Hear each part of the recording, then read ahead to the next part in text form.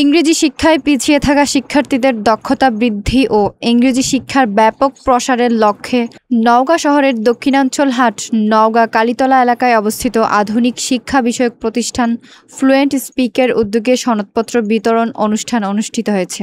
নওগাঁ থেকে বিশেষ প্রতিনিধি সাইদুল ইসলাম হেলালের প্রতিবেদনে থাকছে বিস্তারিত।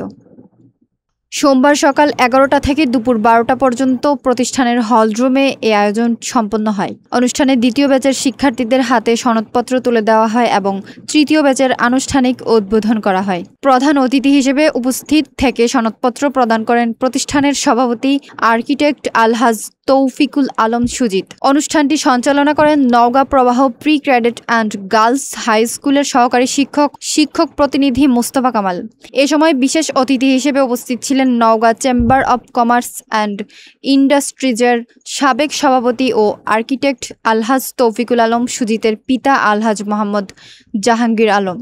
প্রবাহ pre cadet and girls high স্কুলের একাডেমিক কমিটির সভাপতি অধ্যক্ষ প্রফেসর মোহাম্মদ ওয়ালিউল ইসলাম, ম্যানেজিং কমিটির সদস্য আসলাম আলী সর্দার ও শামসুল ইসলাম টফি, প্রধান শিক্ষক মোহাম্মদ শাখাওয়াত হোসেন, শাহানাবাগ সিটি আস্তানুর রহমান স্কুলের প্রধান শিক্ষক মোহাম্মদ মিনহাজুল ইসলাম।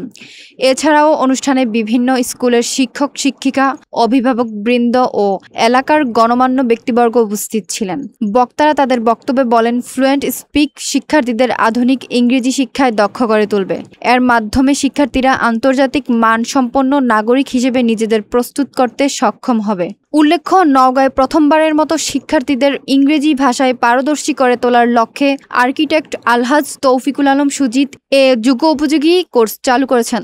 সনদপত্র হাতে পেয়ে শিক্ষার্থীরা উচ্ছ্বাস প্রকাশ করে এবং শিক্ষকদের আন্তরিক পরিশ্রমের জন্য কৃতজ্ঞতা জানান।